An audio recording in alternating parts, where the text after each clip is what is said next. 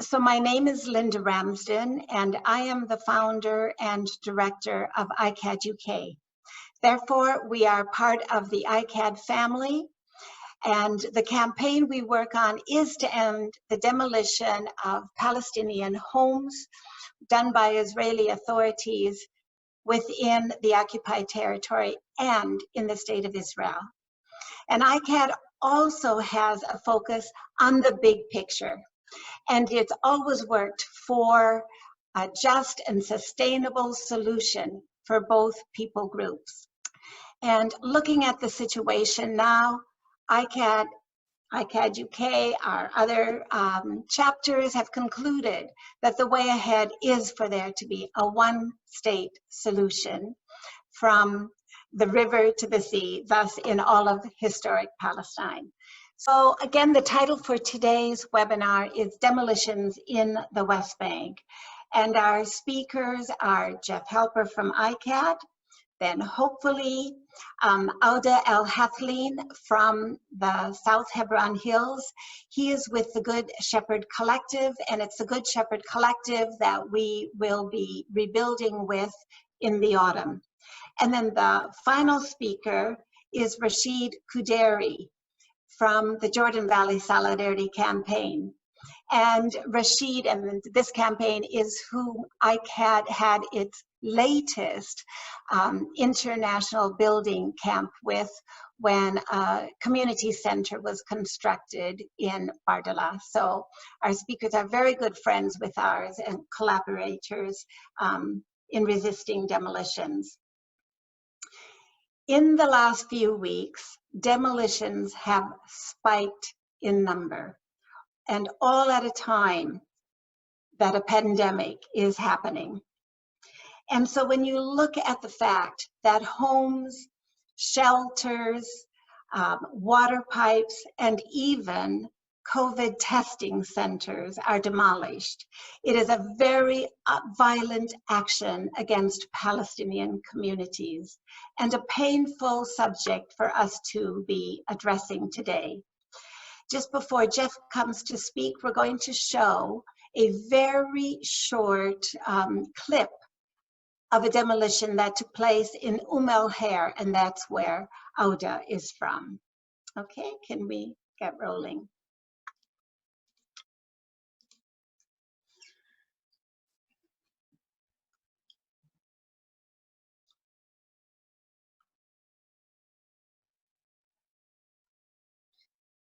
So you see many of the homes now in El-Hair are just small, simple block constructions, but you had a glimpse of the settlement right next door to it. That's the settlement there with its red tiled roofs.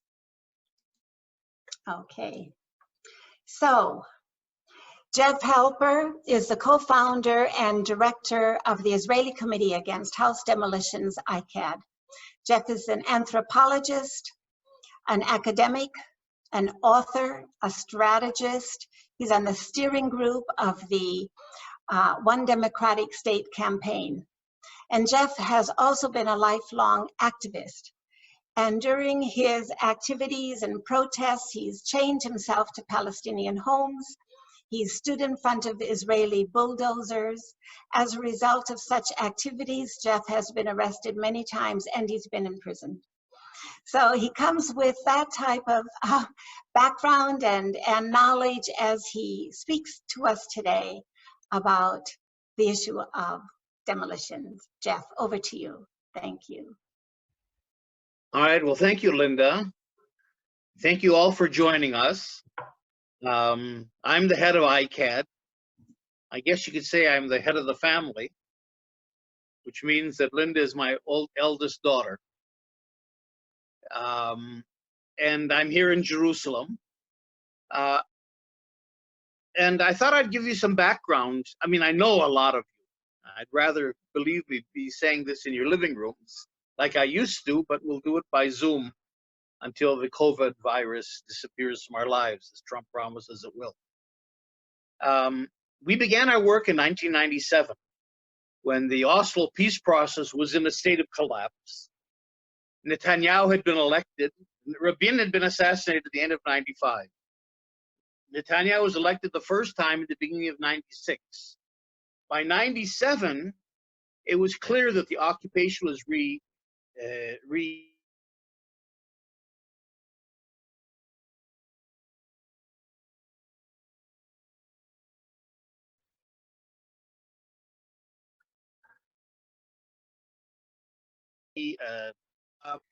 and that we had to do something to re-engage in terms of resisting the occupation. In other words, in the years of Oslo, from the end of '93 into '97, the Israeli peace movement had been fairly quiescent. You know, we wanted to give Oslo a chance. Many of us had our doubts about Oslo, of course, but we thought the groups or sides are meeting, negotiations are happening, let's give it a chance. But by '97, it was clear that this wasn't in the cards. And in fact, house demolitions and the occupation itself were reasserting themselves in very brutal kinds of ways. And so we wanted to get involved again as Israeli activists in resisting the occupation. But to tell you the truth, we didn't know what our focus should be, so we went out and talked to our Palestinian allies. And the issue of house demolitions came up all the time. To tell you the truth, we never knew very much about house demolitions. We didn't really know the mechanisms of the occupation. Who runs the occupation, who makes the decisions, how are demolition orders issued, where the places are at all. We really didn't have it. Let me put it this way. ICAHD is the organization that really pioneered work on the ground with Palestinian organizations and communities. Because until that time, you know, we'd go out once a week and demonstrate, but we didn't really know the inner dynamics of the occupation, and we didn't work that much with Palestinians as Israeli activists. So we decided to take the issue of house demolitions. Now, for us, again, it was kind of an activist issue. We're going to, you know, one issue among many.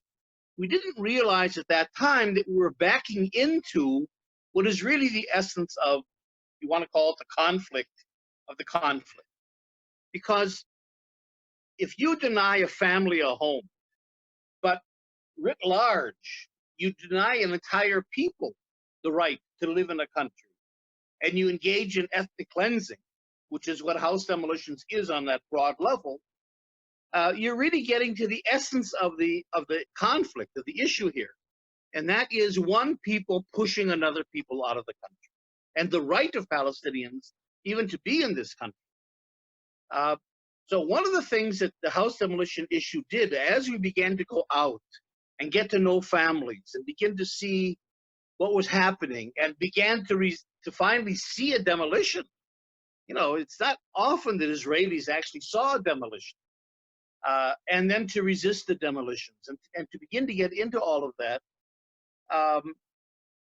we began to understand that we had really touched the essence of this conflict, and that house demolitions was much more than just another issue.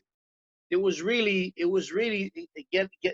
at that point of what this whole issue was all about.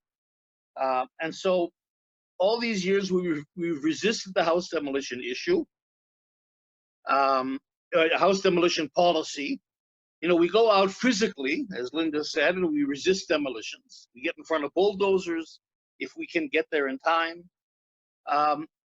We also, of course, it's given us the opportunity to see the occupation from the inside. And so we're able to use our experience on the ground as Israeli activists. Now, we call ourselves the Israeli Committee Against House Demolitions because we want to take responsibility for this policy, for these tragedies. You know, this is the Israeli occupation, Israeli repression, Israeli demolitions, and we as Israelis want to emphasize that we're opposing this and resisting this. But it's also given us, of course, like I said, a chance to really understand the way the occupation works, to let us really evaluate what Israel wants, which clearly is not a two-state solution. And it shows us, you know, how the civil administration works, how the Israeli government works, how the settlers fit into the picture, and so on.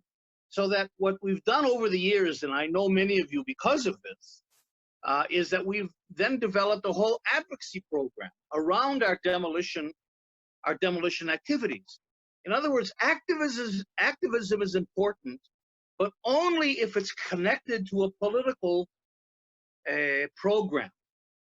You know, and as Linda said, ICAHD has always seen itself as political. And so we resist demolitions, we resist the occupation.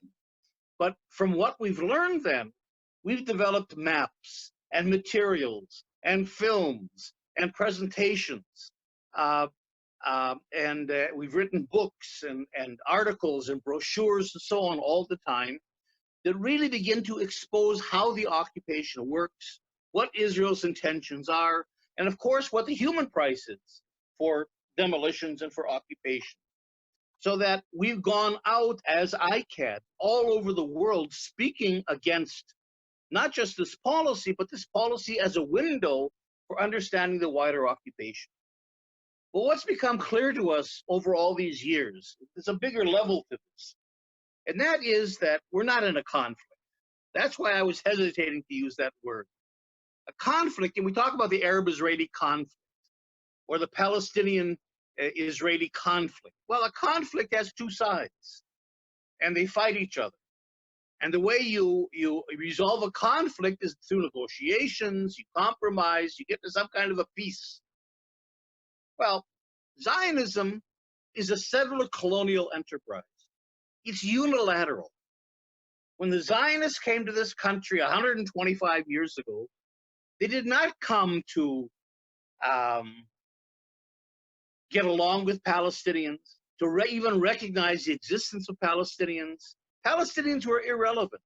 They came with one goal, and that was to take over the country. They didn't come as immigrants, willing to integrate into society.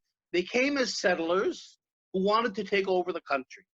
And if there's one word, and maybe you've heard me say this before, that kind of captures the essence of Zionism, it's the word Judaization. It's not a word we use often, but it's probably the most important word. Judaization means that the Zionist movement intended from the very beginning to transform an Arab country into a Jewish country, to transform Palestine into the land of Israel. And that is, until today, for the last 125 years, the overarching purpose and goal of the Zionist movement, so that in many ways it's already, it succeeded. We're in the last stages of this Judaization process, maybe with the help of Trump and his deal of the century. And in all of this, as we only began to understand this really when we got into the issue of house demolitions. Because it doesn't make sense to demolish people's homes, but just to be mean. I mean, Israel demolishes a lot of homes in areas where it doesn't need the land, where there are Bedouins in remote areas, you know, where it really doesn't need to expand its settlements, but it demolishes inside Israel as well. There are many years in which there are more demolitions inside Israel than there are in the occupied territory. So it's clear that something else is going on. And the house demolition issue says to us that something else is a process of Judaization. So I go back to what I said in the beginning. If you deny an individual family a home, but then writ large, you deny an entire people a home, a homeland, the right to live in their country and displace them, that is a kind of cultural genocide. That is Judaization. That is what Israel's all about. And so in a sense, the house demolition issue, I think, has given us as Israelis the ability to understand what's really going on. And at the same time, it gives us an analysis of settler colonialism and what to do to move forward. And so as Linda said, ICAHD is a part of the One Democratic State campaign, which is a campaign that says, look, the two-state solution not only is dead, but it never was. Israel and Zionism never intended for a Palestinian state to emerge. On the contrary, as we've talked about. And therefore, the only way out of settler colonialism is to decolonize. And that is to dismantle all the structures of colonial control and domination, and to establish here a democratic state of equal rights for all its citizens. Refugees return home, of course, and a new shared civil society begins to emerge. So that we're still involved with the house demolition issue, we're still resisting occupation, but we're also involved in a much larger struggle than just occupation, and that is the decolonization of Zionism and the establishment of a democratic state in this entire country. And that's, as we say in Hebrew, that's the Torah on one foot. Thank you, Jeff. As far as I know, our other speakers have not yet arrived. I am so sorry. I don't believe this, having had a rehearsal, thinking it was sorted. So I think that we should move into some questions. Let's use this opportunity to hear more from Jeff about maybe demolitions happening on the ground at the moment, or something else of interest to you. Do people have, I think I'll look in the chat line. I see that there was something about the film that was shown when we began. That short film clip can be found on the website for the Good Shepherd Collective. And that address is going into the chat line if it hasn't already appeared there.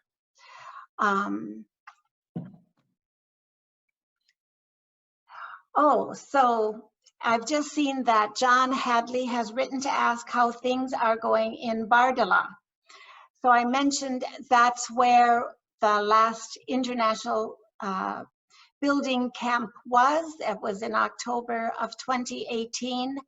And during the camp, the construction was made using mud bricks. So a very eco-friendly building in the round. And it's been expanded as well to also have a little kitchenette and 2 bathrooms at the back of it. And just a week ago, it was used for the latest activity, which was a 1-week camp for youth from some of the small communities in the area. These are communities that are very vulnerable to demolitions and to displacement. And within Bardala as well, this year, water pipes have been, again, cut, making life very difficult, not only for people within their homes, but growing crops. Needed to, they need the water to irrigate these crops and to feed their animals. That's happened. There's been some home demolitions. There's been 2 of the vegetable stalls, for the markets. They've been demolished as well. Now, Bardala itself is in Area B. So these demolitions shouldn't be happening there, and yet they are. But then just immediately surrounding Bardala, of course, it's Area C, and all of their Area C is vulnerable. There used to be a population in the Jordan Valley of 300,000 people. Now statistics are that there are between 55,000 and 65,000 Palestinians living in the Jordan Valley. Of those, most of them are in the high population centers, such as in Jericho, but you still have others who are in these small, basic herding communities. And they're the ones that are scared for their lives at the moment. The talk of annexation made them, even more scared than in the past. But at present, that type of annexation doesn't appear to be happening. Jeff, would you like to just come in on this with the latest annexation thoughts? I just saw that Rasheed is with us. Oh, great. Okay. Let me introduce Rasheed. Malcolm, is that okay?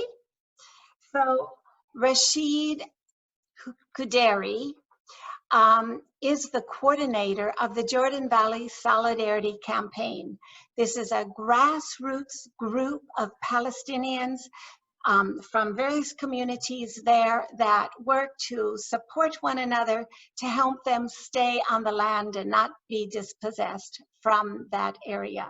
So virtually on a daily basis, they're facing demolitions of homes, agricultural structures, water pipes, and so forth. So it's very critical that we hear from Rasheed Kudari right now. Rasheed, welcome.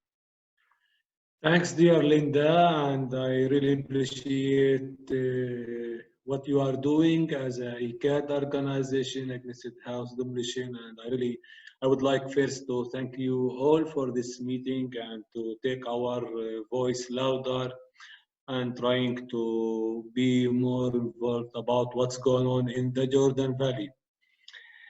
I was hearing you give some explaining about the Jordan Valley.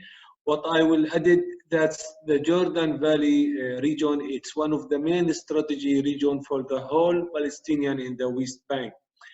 First, we are talking about the only border that we can use it to travel from the whole West Bank to the Arabian country, even to Europe, because we are not allowed to access or to enter to Israel, to the 48. And that's mean for us, it's the main even border for any kind of economic, for exporting or for enter or exit to the world.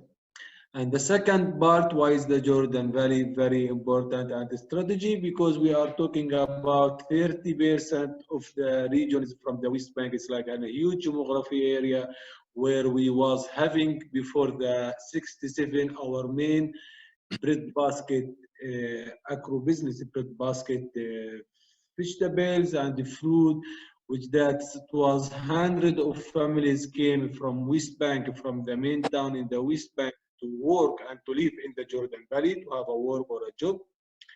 This is kind of breadbasket already. The Israeli government, they broke it because they control the main, or at least they control 85% of the whole water in the Jordan Valley.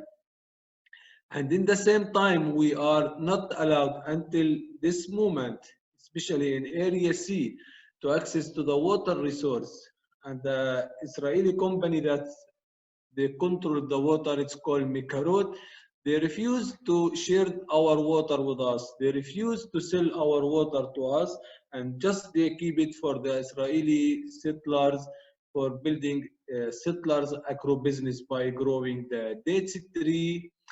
And we are talking about millions of dates tree, they grow it in the Jordan Valley, and the same grapes farm and vegetables. That means they broke our economic and they built the settlers agro-business in the Jordan Valley, and they use our land and our water resource for this economic. And in the same time, we cannot have the right to access to the water, even the drinkable water for the house, for drink water or shower water. This is one of the main crimes against the humanity being, and even against the international law, how they creating this system, apartheid system. And in the same time, we are not allowed to have any kind of education or health service. Even we are not allowed to build health clinic or hospital in this area. And the other main part, why is the Jordan Valley? Because the Jordan Valley is the second main water resource in the whole West Bank. We are talking about the Jordan River, the Dead Sea. We're talking about the natural spring water, which it used to be everywhere in the Jordan Valley. All this kind of water resource, even the water under the ground, it's very rich of water resources under the ground, which that's already is controlling from the Israeli Mikarot company. And with all this kind of Israeli crimes and Israeli strategy for displacement our population, our civilian people, to kick them outside of the Jordan Valley for building more Israeli settlement or Israeli agro-business. Last 2 months ago, what's happened in the Jordan Valley? Already, you know, we are under the Israeli control from Israeli government authority since 67, which that means already with the fact the Israeli government, they annexion already the Jordan Valley because they control it, but they are not annexing the Jordan Valley in the officially way. What is the difference? If they are really annexing the Jordan Valley in officially way, that means most of our field and land in the Jordan Valley, which already we honor it, but the family who honor this land, they are not living in this area more. They are living in the West Bank, in the town. And that's in the official way. If they are annexing the Jordan Valley, by the Israeli law, they can confiscate all this land, because in the Israeli law, when the family, they are not living in the land, even if they are owner it, that means they will remove by the official way to the Israeli authority. And this is how they can confiscate and stealing more of our land, and later of course they can sell it to the Israeli settlers or to the Israeli. They can remove the municipality of this land to the settlers municipality, and this municipality they can sell it to the settlers or building a project in our land.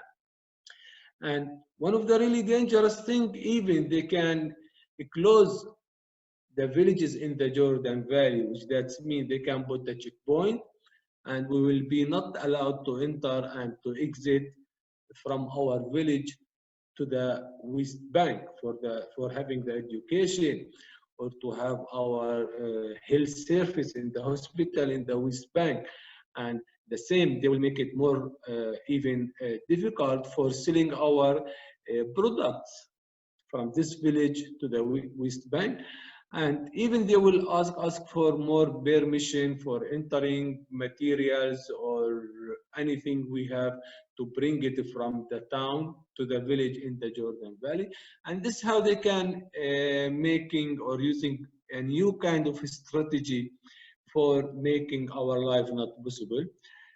This is what they can be happen if the Israeli government, they are really annexing the Jordan Valley in the official way. And already they start last 2 months ago removing some sign that's mentioning the name of our villages in the Jordan Valley, especially in the north, in Bardala village and Kardala village and Ain al-Bayda village. And already last 1 week ago, they start making more new master map for our land in the Jordan Valley, which that means by this master map, maybe they are planning to build more Israeli outpost or a settlement or army base, which that means they are really working in the ground, in the field in the Jordan Valley. And this is what we are not really having, or it's really making us worried a little bit, because they can annexion the Jordan Valley anytime. And this is why it's very important to make an action, to take our voice outside, to spread what's going on in the Jordan Valley, making a pressure to the international communities and authority and parliament to stop the Israeli plan. This is what I planning to say. And thanks, Lityar. Thank you, Rasheed. And just so everybody knows, Rasheed is sitting in the community center in Bardala that some of the people in the audience helped to construct. And so you can see the beautiful stained glass windows that have been put in. You're seeing some of the space, what the ceiling was like. You're seeing the finishing touches. It's a truly beautiful building, a very meaningful act of building that was done. Thank you. Rasheed. I will move on to some questions now. They've started to come in, and the questions concern, the demolitions, as well as looking to the future and one state. And so there's questions about that. But let's start on the subject of demolitions, of settlers, and then there'll be another question about the cost of demolitions. But so for Jeff and for Rasheed, well, Jeff, if you would talk about the Israeli response to demolitions, what does Israeli civil society feel about the demolition of Palestinian homes? Israelis don't relate to it at all. I mean, it's hard to convey this, but everything Rasheed is talking about, everything happening in the West Bank and Gaza is a non-issue in Israel. It's like it's happening in the Congo or happening in Nepal or somewhere far, far away. Israelis never experience it, unless they're settlers, but even settlers travel to the settlements on Israeli highways and never really encounter Palestinians.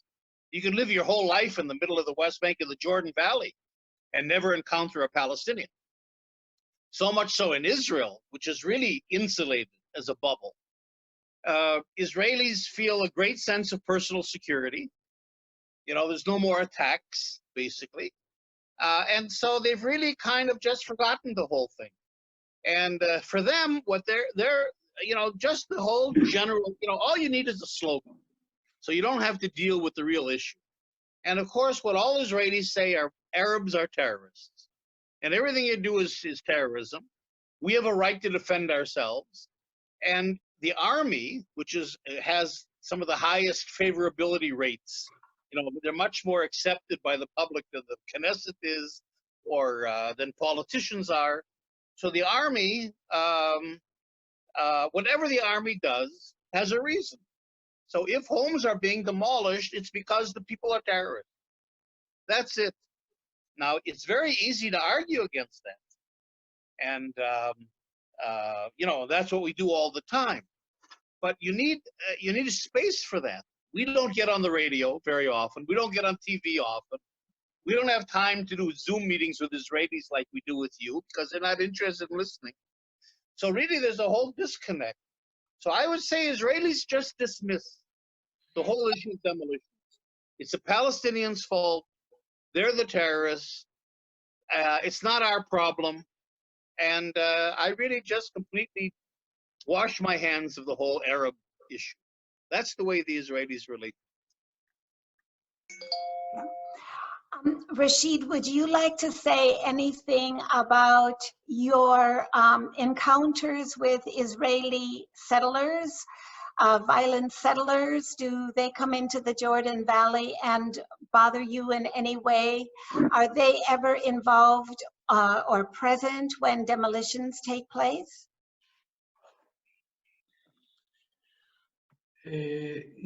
Like here when we are explaining about settlers or what the Israeli soldiers they are doing is not that there is no different, because in many communities or villages in the Jordan Valley, even the settlers who send some Israeli soldiers to kidnap youth from the villages or the community when they are taking our goats or our sheep outside to feed it from the natural. Even one times I see the settlers when they enter with the Israeli military and they start destroying our pipeline of water in village. It was some settlers with them. That means like even the Israeli police sometimes, they take the order sometimes from settlers. It's not like the police in the world for protect the law or to make the law working for the population. Here, like, we are in a different kind of situation, especially in Area C. First, we don't have any kind of right as a civilian who living in Area C. We don't have any protection. As Jeff, he mentioned, they deal with us as a tourism. But what the whole Israeli soldiers and Israeli government, they are doing, it's very clear. They are doing crimes against international law and against humanity law, because the house demolition even is against the international law. And here we are not talking about like a building 5 or 3 or 6 floor. Most of the houses in Area C, as Jeff, you know, and you, dear Linda, we are talking about a tent. And even we are not allowed to build this tent in our land, in our owner land. Even when International Red Cross or some international United Nations or UN TV are trying to give a humanity materials or food or tent or mattress, the Israeli soldiers, they don't respect that. And they just stop them and confiscate what they are bringing for their families after house demolition. There's something scaring me, you know, because they broke the law and there is no protection from international for this law. That's scaring me more than what Israeli soldiers they do, because the Israeli soldiers, they're just following the order. They don't decide about what they are doing. And this order and who giving this order, this is what it's really dangerous, and this is why we should do something. Yeah. Yes, we will come back and explore that further, things to do. But there was a question about the Palestinians who have their homes demolished, whether they're given any compensation and helped to move somewhere else. I know the answer to that, but I want to hear Rasheed and Jeff respond to what happens to Palestinians when their homes are demolished. Rasheed? Yeah, Jeff, you can go ahead, please. Well, basically, you know, it's like Rasheed said, they have no rights. Israel doesn't recognize their land ownership of Palestinians. It doesn't recognize the deeds, even if they go back to Ottoman times or before. And of course, Israel has a whole system of laws where it can either, it claims, you know, 72% of the West Bank is considered Israeli state land, which means it's owned by the state. It's not owned by Palestinians. So basically, it's turned the Palestinians into squatters. They're living on our land. And so whenever they want to, basically, the Israeli army or the Israeli government can simply demolish homes for any reason, to build a road, to build a settlement, just for no reason whatsoever. And at the same time, over the last 50-some years, since 1967, Israel has forbidden Palestinian building. So even in those few areas where Palestinians theoretically could build, or maybe there is some land ownership recognized or whatever, Israel simply won't allow them to build. So if you build, you get your home demolished. In other words, you become the offender. So that it's a catch-22. If you, you know, because people have to have a home. They have a right to, part of a human right, fundamental human right is to have a home and a shelter for your family. But if you apply for a permit to the Israeli authorities, they're going to turn you down. And it's going to cost you somewhere around 20,000 pounds as an application fee, surveying, other kinds of fees. So it's really unaffordable for the vast majority of Palestinians. But you're going to get turned down. So why would you invest 20,000 pounds to apply for a permit that you're not going to get? But if you don't apply for a permit and build, then of course you're a criminal both ways. If you apply for a permit and try to play the game and don't get the permit, but you have to build anyway because you need a home for your family, you'll get demolished because look, you built without a permit. And if you don't apply for a permit, then of course you're an offender and you get demolished because you didn't apply for a permit. So it's really Kafkaesque. I mean, that's the best concept, is Kafka. There's no way a Palestinian can win. And it's a very scary situation to be in, of course, to be in a Kafkaesque situation where the police and the law and the state you're living in are all against you and you have no rights. But that's the situation. And so there was a question about compensation. So of course, if you built illegally and you get your home demolished, the state's not going to compensate you. Where you go, nobody cares. It's not our problem.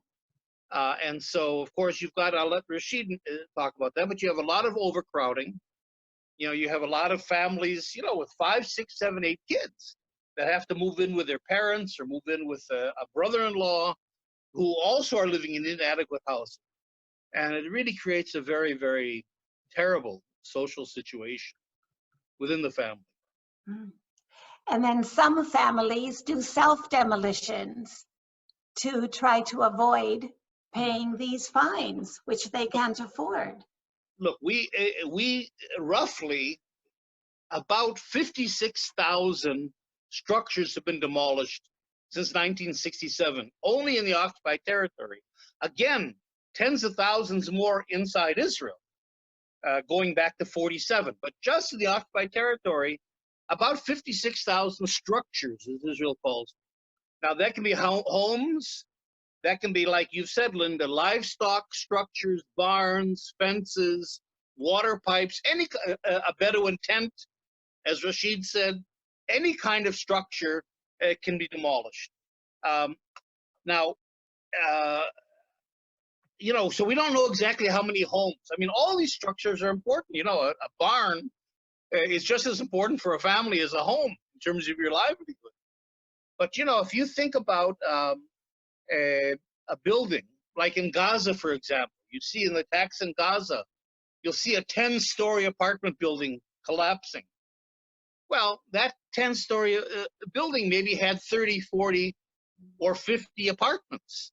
So it counts as one of the 56,000 structures demolished, but in fact, that one structure contains, you know, 30 families or 40 families. So that the rate of demolition and impact on Palestinian society that went through a whole Nakba in which their entire village system and town system was destroyed in 1948, you know, just compounds it all.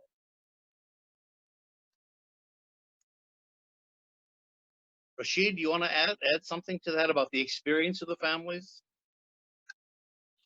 I will add, you know, it's almost, I am not happy to repeat about this kind of attack and harassment, but I will give Abu Sakr family as an example, because this is family, the Israeli soldiers, they destroying houses for them more than 6 times.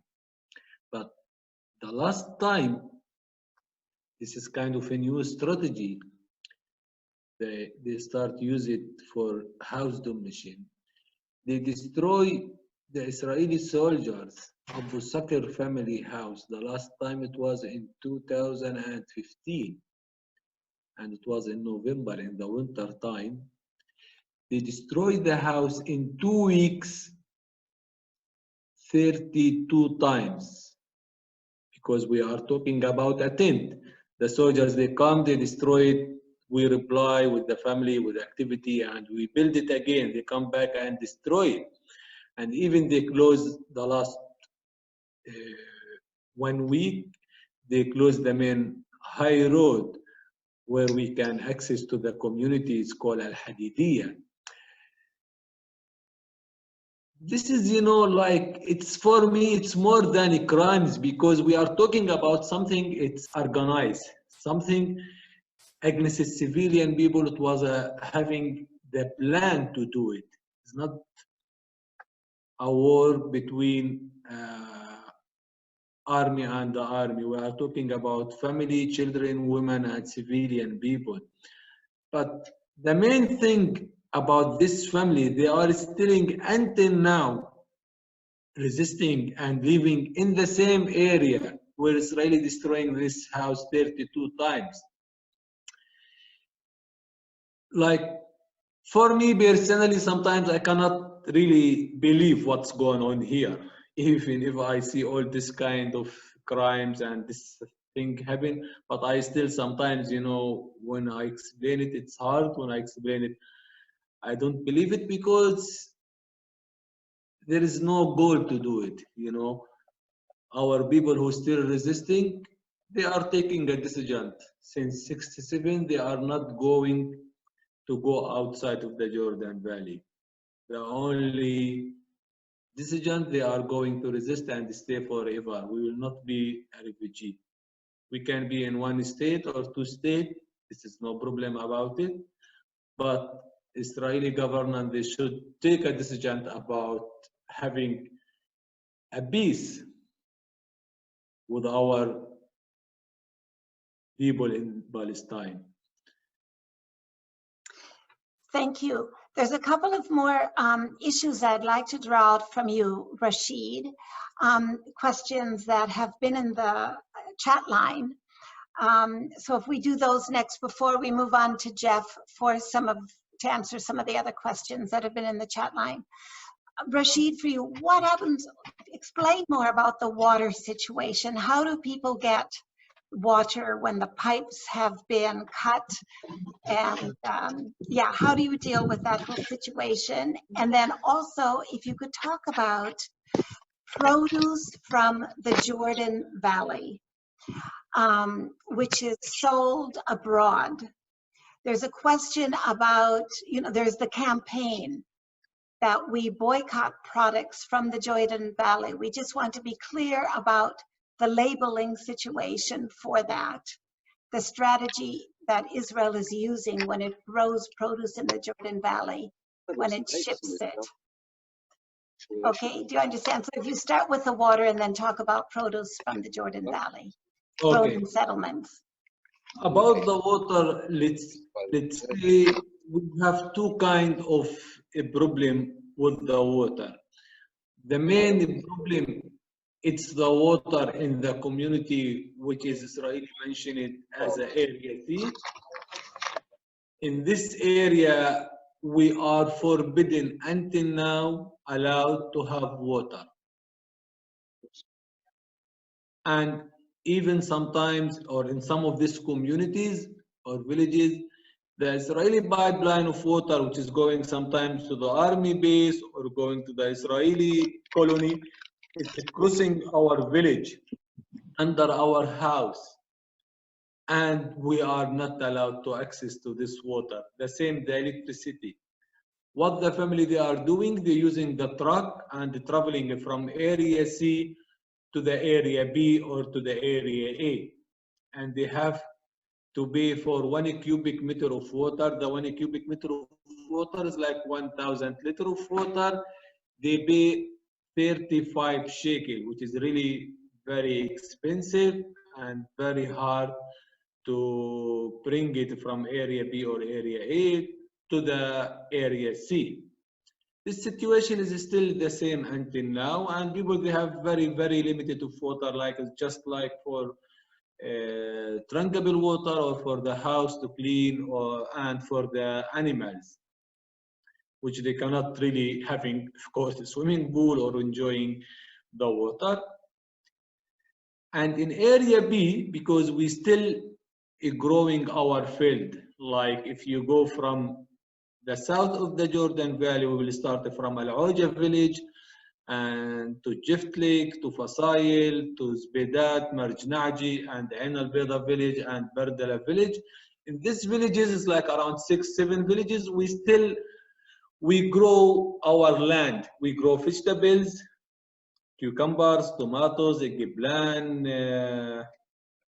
and even we have some dates farm, olive trees, guava.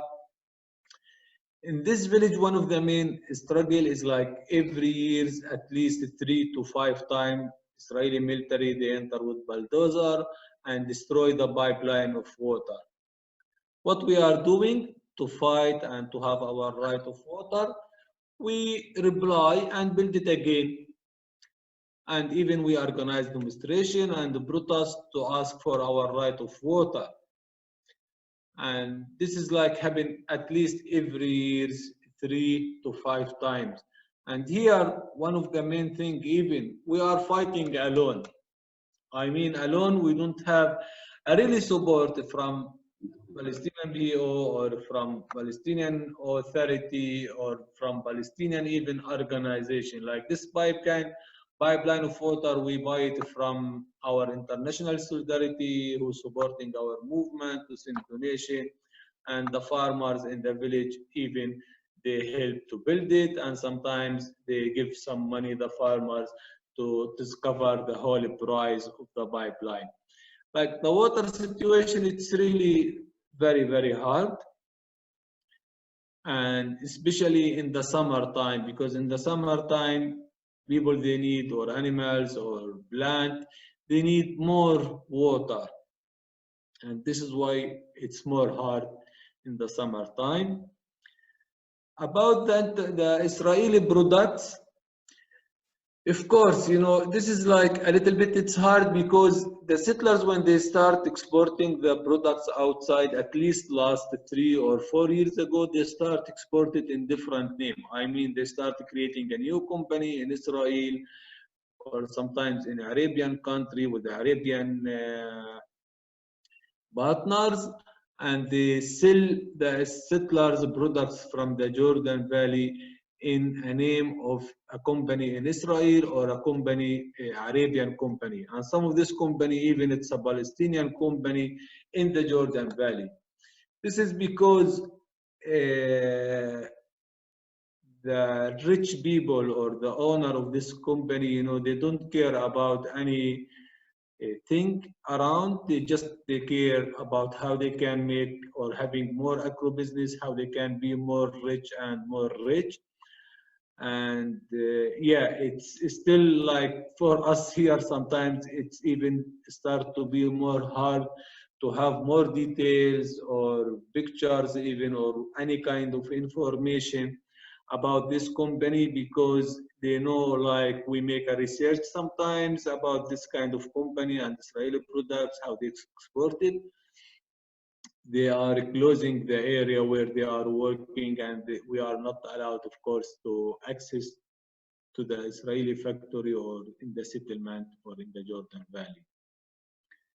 But I think maybe if international, they start looking more about, especially the dates product, most of the dates product in Europe, it's from the Jordan Valley. I'm sure it's like 80% of the dates products, it's Israeli, it's from the Jordan Valley, from the settlement in the Jordan Valley.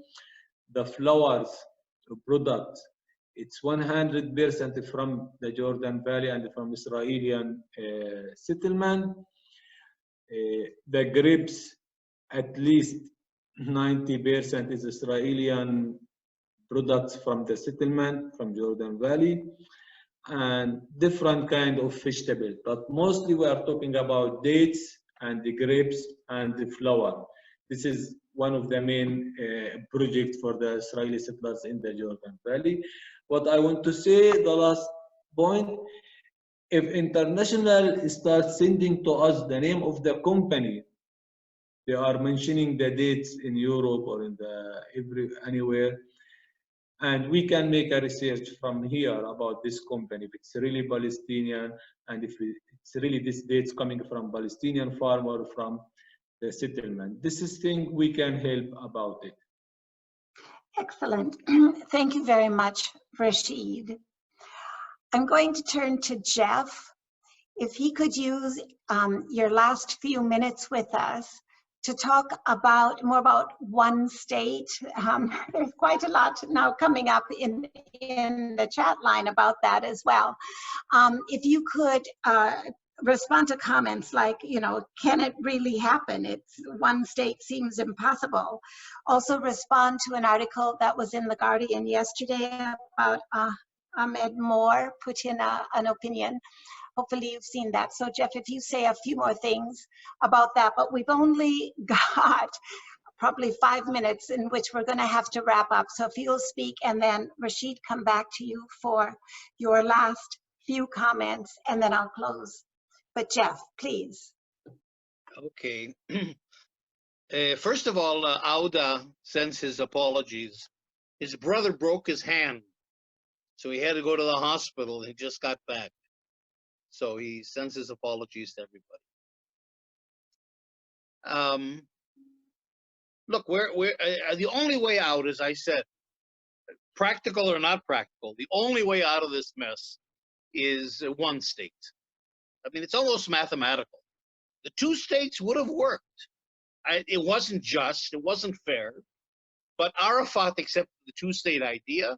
It could have worked. We weren't against the two-state idea in the Israeli peace movement, but it's gone. I mean, now we know in hindsight it never was, but certainly, I mean, with Trump's plan and annexation and settlements and everything else, I mean, how could anyone still think that, I mean, the governments hold on to the two-state idea because it's perfect for conflict management. They need it to keep the whole illusion going of a peace process, but in fact, it's gone. What we do have today is apartheid. There is one state already. There's only one government effectively between the Jordan River and the Mediterranean Sea, and it's not the Palestinian Authority. There's one government, which is Israel. There's one army. There's one currency. There's one infrastructure. There's one set of border controls. By any measurement, there already is one country, and it's an apartheid regime. Now, if people want to live with an apartheid regime, they can do that. I don't think that's sustainable, and I don't think it's just. And of course, we can't accept that. So the only other way out, it seems to me, if the two-state is gone, the apartheid state that Israel created is unacceptable, then one democratic state seems the only, I mean, if somebody else has a fourth option, I'd be happy to hear it. Now, it's true, there's different versions of the one-state idea. Some people talk about a binational state. Ahmed Moore in The Guardian yesterday talked about a state. I don't accept that idea, but somehow federated kind of with different regions. Our idea is simply one democratic state, period. One citizenship, one parliament, one person, one vote, one set of laws. We all live together, and that's it. Now, you can have your identity. You can be Jewish, you can be Muslim, you can be a Zionist, you can be a Palestinian nationalist, you can be anything you want to be within the framework of a democratic society, something like the UK, where you have 4 nationalities or 3 or 4 nationalities within one country. So you can do that. Now, you're more federated. We can't do a federation, in my view, because you don't have an area like you have Scotland and Wales and Ireland and England. We don't have that. We've got, almost 1 million Israelis living in the occupied territory, and we have almost 2 million Palestinians living inside Israel. So we're all mixed up. And the only way out for us is a one democratic state. Now, it's doable. It's doable. I think it's doable if we look at this like South Africa. What South Africa did is they knew that the apartheid government was not going to cooperate. We know the Israelis are not going to cooperate. So we need an alliance between the Palestinian people and the international civil society, which is all of you, in order to make Israeli apartheid unsustainable and make it collapse and get into a process of decolonization. There's more to say, but I think I ran out of time. Excellent. Thank you. Well, people can check out the One Democratic State campaign website, but you can also go onto the ICAHD website because we've got a summary there. And we also have articles about Palestinians who call for one state and their explanation behind that. And if I can just say one more sentence, Okay. we have a 10-point political program. I mean, it's a very thought out idea. It isn't just some vague one state idea that we have. Look at our website, onestatecampaign.org, and go into our manifesto and you can see the program. Excellent, excellent. Finally, Rasheed, do you have a message you would like to give to the people who've attended the meeting? I have already told them that if they'd like to send donations in today, we will give something to the Jordan Valley Solidarity Campaign to help you with your work there, to help Palestinians stay living in the Jordan Valley. Thanks, dear Linda and Jeff and everyone who helping Joanne and the whole activity.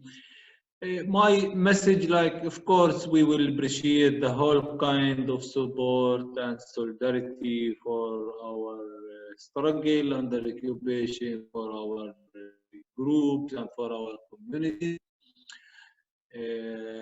But my message, you know, it's what I want people to hear. This is a struggle for me. It's not a struggle Israeli and Palestinian. This is a struggle. It's for justice. It's for or about having law protecting our democracy, protecting our justice and our freedom as civilian people who live under occupation. And my message is it's international communities, they don't really protect our civilian people. And this is one of the really important for the whole people. They have to think about it. If the international law, they don't give any protection, and international community and authority, they are silent about all these crimes and the apartheid system and displacement. This is its mean for me personally, you know, it's the whole, in the whole world, there is no democracy, there is no justice. And this is why we have all to be together to end occupation and to have a solution in one state or two states. I will not talk more about it, but this is, for me, this is struggle. It's an international struggle, and everyone, they have to do something about this struggle. Thanks again. Thank you, Rasheed.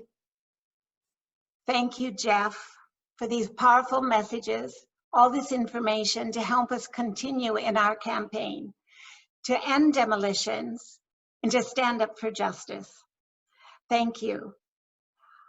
ICAHD UK webinar is going to be on Wednesday, the 12th of August, and the subject will be demolitions within the state of Israel. So this is Israel demolishing structures owned by other Israeli citizens.